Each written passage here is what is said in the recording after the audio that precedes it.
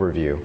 And I'm going to talk today about sort of all the dimensions of the philosophy, the technique, and the long-term thinking about fat grafting. I've worked with surgeons that have done washing. I've worked with surgeons that have done centrifugation, some 1 minute, some sprinkle some kind of magic powder around the room, and it doesn't really matter. I think it's more important that you find individuals that have had long-term success and follow their methods. So what do? I process the fat to basically 3,000 RPM at 3 minutes. I do wick the top, the supernatant after I've disposed of it, and just to make sure I wick off all the lyse fat cells. But again, not so critical. The idea is not to overcorrect. I think we have to really move away from thinking about trying to put too much fat in and hoping that some of it will stay, because if we start doing that, we create long-term risks. I'm going to specifically talk about that as we come up in a few minutes. And then I'm also going to talk about how to avoid bulges and lumps, and I think it's going to be expressed more clearly as we go through the technique itself.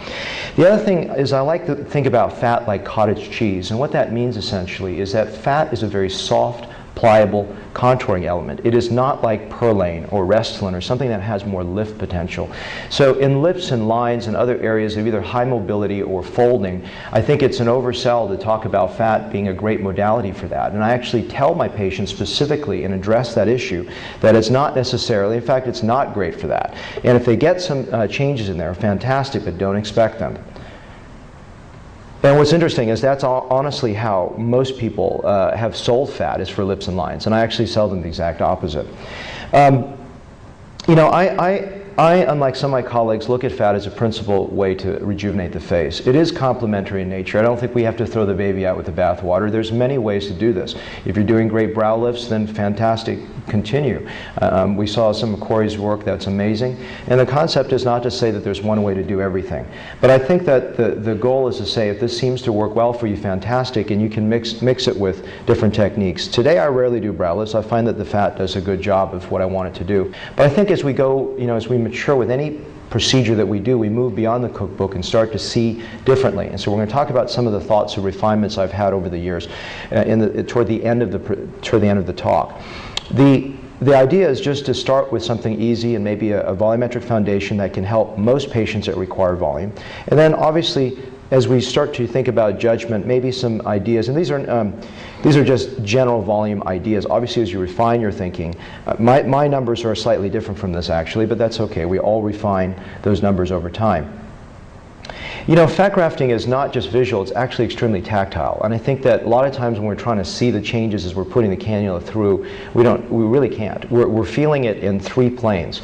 So the 3 planes that I encourage you to visualize are supraperiosteal, deep tissues. I really think it's almost impossible to get subperiosteal, and there's no reason for that. And then sort of this mid-vague plane, sort of into the middle SMAS layer. And then up into the very sort of subcutaneous plane. These are areas that I will allude to as I go through the technique in a moment.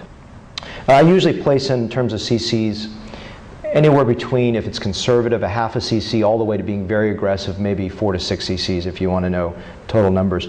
The prejowl sulcus is an important area to think about, because instead of just reducing the jowl or lifting the jowl, we got to see the bony absence in the front of it. And that area is a 3-dimensional cylinder. I put as much volume oftentimes into the lower portion of the jowl, in other words below the mandible, as I do into the anterior chin. We're going to talk in a few minutes, I'm going to save that for a moment and talk about the importance of the anterior chin. Another refinement that's come to my mind in the last couple of years, and I've really been liking some of the changes there. We're going to talk about that in another context, so we're just going to hold off. Let's talk about framing the eye. This is a lady, some plasma skin resurfacing, a very conservative upper skin only blepharoplasty, and a fat transfer. And as you see, it doesn't do very much for the folds and lips, but it does a nice job in terms of blending the face and creating a nice transition zone and blending all those areas together, including a slight degree. This is a very conservative buccal fill. As my own mother at 70. And so what's really interesting is when I go back and look at her photos when I was a child with her, is that her brow and her eyelid skin was actually so low that it was hanging over her eye and actually receded upward. And if you can think about it, particularly in the Asian patient, if you're aggressive up there and you cut a lot of skin, you get this very high arch crease that looks extremely bizarre. And so for her, by putting fat in there, I'm actually able to lower it back down to a more reasonable height for both an Asian and also the way that she used to look in her 30s, and she's just turning 70 in that photo. This is a lady on the left that's had a very aggressive, by the way, I did a transconj left on my mom as well. The upper eyelid on the lady on the left, you can see a very high articulated brow, almost a slight degree of A-frame deformity, and this is lowering that brow. Another lady in her 50s, and sort of looking at some of the old photos about 20 years prior. A lady also in her late 50s, and you can see some volume changes there. This is also with, she had some bad lower face work, and I just did also some lifting in the lower face, and also a little blepharoplasty and chemical peels at the time when I was doing those. So restoring identity too, this is a lady that has very large cheek implants. Obviously I know that when you do cheek implants it's much more conservative, but this is just, I took out the implants and then sculpted the face and blended the buccal zone into the anterior chin so that everything looks a little bit more unified. This is a no makeup to no makeup comparison at a year, and you can see that this overlifted brow, just blending it down. You can actually, if you put fat into the lower recess of the upper eyelid into the brow, you can actually transition that very stark over-articulated brow and make it look a little bit more blended. A lady that has large cheek implants who do not want those removed, and this is just blending the face with fat below and in front of the cheek implant instead of putting, and I didn't put any volume into the cheek, over the cheek implant because I wanted to de-emphasize it. So let's talk about what happens with fat over time. I think one of the big controversies, this is where it's going to be a little redundant for my talk on Wednesday, is thinking about long-term ideas. So what happens with it over time? I use a hair transplant model. I'm going to tell you what that means. The goal is to think about the fat grafting, when it dips at 3 months, why does it dip? We'll explain in a moment. Why should you not go back there and rush to do a touch-up? I think it's a big mistake. And so you want to avoid overfilling and you want to avoid early touch-ups because there's an evolution over a period of a couple years. So what is this? And I was thinking about this. A huge practice, part of my practice is hair restoration, so I started to think about that as a similar paradigm. And I think it fits. I mean, obviously you can disagree with me.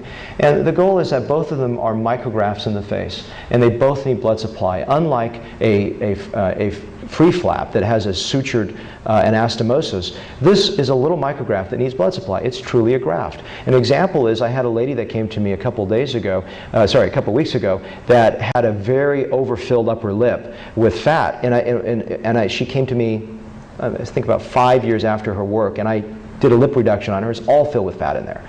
So the fat is there. It's not fibrosis. It's not 5 years of edema. This is truly a fat graft, and that's why you've got to be very careful, especially with people that fluctuate in their weight.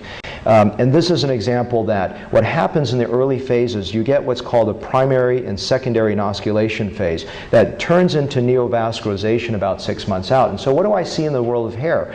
I see that at about 6 months that the hair in majority starts to grow, and grows up to 18 months. But most of the growth occurs between 6 to 9 months, and a little less between 9 to 12 months, and a little less between 12 to 18 months with some variability. This is exactly what I see with fat. But the only difference with fat is that there's edema in the early setting that mimics a result. So you all get excited for a few weeks. But the idea is don't get excited, because if the fat cells start to shrink a bit, at 3 months you may get either a profound dip or you may get a very minimal dip. Well, let's reinforce that visually. Here's a lady at 48 who's had a facelift on the left and not very satisfied, came to me to do some fat grafting. This is a week out, obviously puffy, slightly bruised. And at a month, still a bit cheeky, but not bad. And if she had that result to end with, I think she would have been quite happy. Then at 3 months, if you look at her, it's probably a better volume shape for her. Maybe it looks better for some of you, maybe it doesn't. This is 6 months out, and if you look, maybe she dipped here. Maybe there's a little bit less than you would like to see at 3 months.